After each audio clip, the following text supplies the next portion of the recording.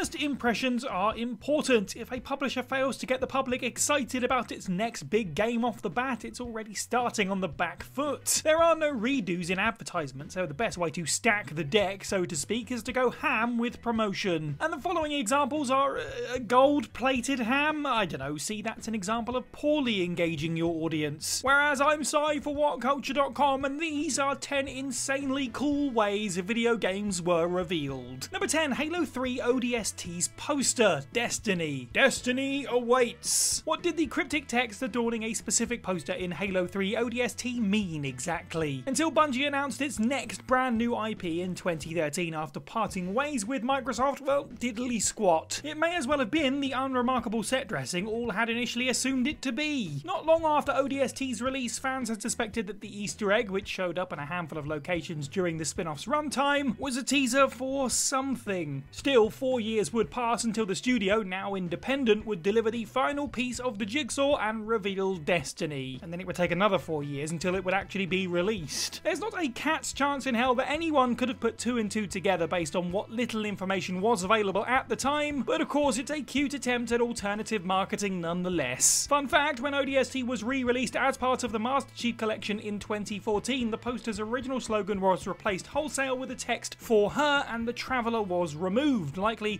for copyright reasons. Number 9, give the people what they want, Shenmue III. Just shy of 2 decades after the release of the series' second installment, Shenmue III, a bona fide myth in gaming circles akin to something like Half-Life 3, which we're still waiting for by the way, became a real playable video game on the PlayStation 4. To put how long fans of Shenmue were forced to wait for the sequel into perspective, Shenmue 2 was released on a console that had its heyday before the turn of the millennium and went defunct in 2001. The original Xbox hadn't even come out yet. Due to the prolonged hiatus and status, even at the height of its popularity as having a niche appeal, creator Yu Suzuki pursued novel means to make Ryu's return a reality, using the stage at Sony's 2015 E3 conference to spread his message. The former Sega dev appealed to fans everywhere to help fund the collective dream of Shenmue 3 through crowdfunding. The response was, well, explosive. Somewhat anticlimactic, Suzuki, potentially wanting his third child to be in keeping with the early 2000s game design philosophy,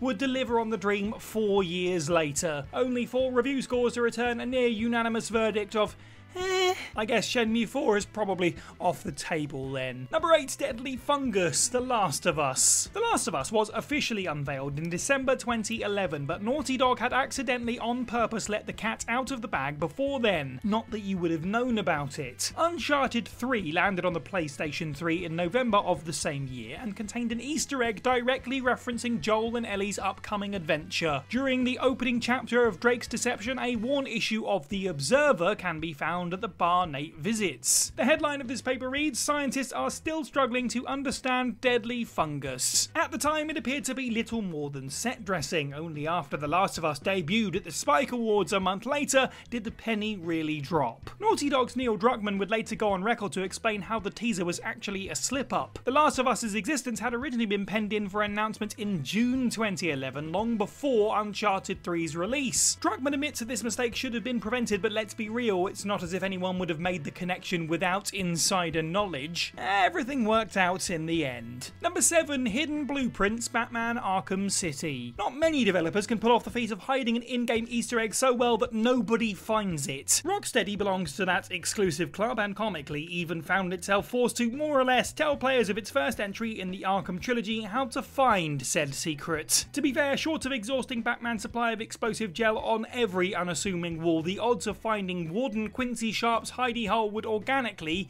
be nil. A crying shame, considering the prize on the other side would be direct confirmation of further video game adventures for the Caped Crusader. To get inside, 3 doses of bat gel needed to be sprayed on the left side wall of Sharp's primary office. Assuming they were placed correctly, the ensuing explosion would yield access to a secondary room containing all sorts of teaser material, chiefly a set of blueprints for, quote, Arkham City. Other goodies included hints for several characters plan to debut in City, and a tunnel explaining Sharp's escape and connection to Hugo Strange. All of this would have been mind-blowing, but sadly we as gamers collectively failed. Rocksteady would formally announce Arkham City just a month before revealing the room's existence. Number 6, and one more thing, Final Fantasy VII Remake. In a sense, there's nothing inherently special about how Final Fantasy VII Remake was revealed. In typical E3 fashion, confirmation of Cloud's return was delivered in trailer format, but this is one of those times where context is important. Normally, the last thing you want to do as a Square executive is go on stage and talk about Final Fantasy, even more so in correlation with the Sony PlayStation, because inevitably the conversation will land on the series' most beloved entry and the announcement, or lack thereof, of a long-requested remake. In 2015, former PlayStation VP Adam Boyes, knowing what was on the cards, closed out his segment, or so we thought, with a trailer for World of Final Fantasy. And not to throw shade, but the retro-styled RPG didn't exactly elicit thunderous applause, nor was it expected to. In a fantastic bait and switch, Boyes had one last gift to share with the crowd. As the screen went black and the familiar theme of Final Fantasy VII came to the fore, Boyes' smug grin said it all. Fans only had to wait another 5 years before Remake would actually materialise. And miraculously, the return of Avalanche and company managed to largely meet 20 plus years of lofty expectations and one hell of a reveal. Number 5, Kitchen, Resident Evil 7. Capcom pulled a fast one with Resident Evil 7's unconventional reveal. The writing should have been on the wall. Resident Evil sits at the top of the studio's horror portfolio after all, but so wildly different from tradition was the sequel's first demo that nobody actually cottoned on. Initially presented as a VR-only experience, Kitchen, stylised with a 7 in it, as the playable teaser was dubbed, was exclusively first person, contained no zombies, and played out from the perspective of an individual whose last name wasn't Redfield or Kennedy or Valentine. It wouldn't be for another year until Kitchen, originally presented as a proof of concept for the RE engine, was officially canonised as a precursor to Resident Evil 7. Funny really, because the 7 in the title was intended to be a hint, but was never really picked up on outside of unnoticed fan theories. A mainline entry in a franchise that had always up until that point been a third-person affair wasn't really conceivable. And as it turns out, the first chapter in Ethan Winter's story would be the kick up the backside that Resident Evil really needed. Good job, Kitchen. Number 4, the orchestral introduction, God of War 2018. One does not simply announce a new God of War. Kratos deserves a grander entrance, one preceded by a gratuitous orchestral performance of his theme on the world stage of gaming that is E3, perhaps. Santa Monica's self-indulgent decision to do exactly that is now a core gaming memory for thousands, and justifiably so. The epic reintroduction of gaming's angriest man trademark, 8 years on from his hiatus, was akin to reuniting with an old friend for audiences of Sony's conference. Cory Barlog and the team behind God of War knew exactly what they were doing. Instead of resorting to instant gratification, the initial trailer keeps Kratos out of sight, focusing instead on Atreus following Daddy's off-screen orders. When the Ghost of Sparta does finally come into view, he's not as we know him, bearded, visibly older, and exhibiting a strange sense of uneasy calm. Father and son go hunting in their new realm far from sun-kissed Greece. Sadly, God of War Ragnarok wouldn't get the same hype parade half a decade later, but we'll chalk that one up to the pandemic, scuppering any chances of a repeat performance. Number 3, Peter Moore's sleeve pull, Grand Theft Auto 4. Compared with the widening gap between Grand Theft Auto 5 and its recently announced successor's release, the 7-year wait between the series' 3rd and 4th installments is mild in hindsight. With that context, it's no surprise that the grand unveiling of Grand Theft Auto 4 sticks in the memory, not least due to the frankly weird method with which Rockstar decided to lift the curtain. Back at E3 2006, the then Xbox boss Peter Moore, about to sign off on a successful Xbox 360-centric conference, performed the crowd favourite, oh and just one more thing party trick. The man, famed among other things for the Halo 2 tattoo on his right arm, pulled a double whammy on stage by revealing a new addition to his body art. Stamped on his opposite arm in immediately recognisable font were 3 simple words and 2 letters. Grand Grand Theft Auto IV.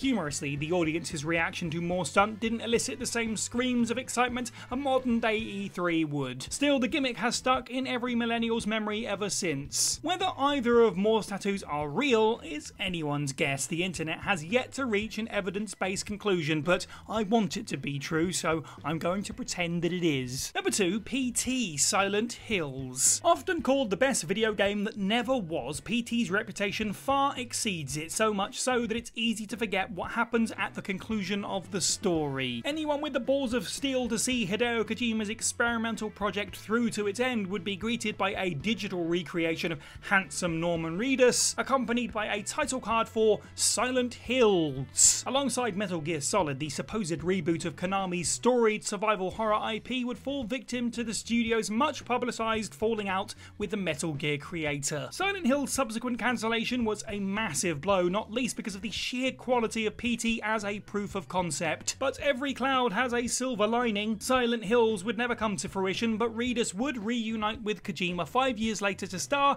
in Death Stranding as the central protagonist. Sure, it's not exactly a spiritual successor, but all good things come to those who wait. That is to say that more recently, Kojima has finally decided to get his feet wet with horror again, this time with the enigmatically titled OD. Who even knows what that's going to be like as a video game? But before we even get to that point, the announcement itself is something to watch out for. And number 1, Joachim Mogren, Metal Gear Solid 5 The Phantom Pain. In typical fashion, Hideo Kojima decided to get a little meta with Metal Gear fans in the lead up to Phantom Pain's official reveal. The eccentric auteur decided, because, you know, why not I guess, to pull the wool over everyone's eyes for the series' 5th entry and bill what in 2014 would end up still being Snake's most recent outing as an altogether different IP. To pull off the stunt, Kojima invented faux developer Moby Dick Studio and installed Joachim Mogren as its head. Neither entity ever really existed, with the latter's name, played by an actor wrapped in bandages, an anagram of the mastermind's own, more recognisable moniker. The charade would continue until 2013, when in a staged interview during GDC, Mogren would be quizzed by Jeff Keighley on why one of Phantom Pain's pre-release screenshots inexplicably featured the Fox Engine logo. Also in attendance then to supposedly reveal a new title, Kojima would eventually end the ruse by confirming that Mogren was his puppet and Phantom Pain was in fact Metal Gear Solid 5. Bizarre? Yes, of course, but at this point it's safe to assume nothing is ever as it seems where Joachim's alter ego is concerned.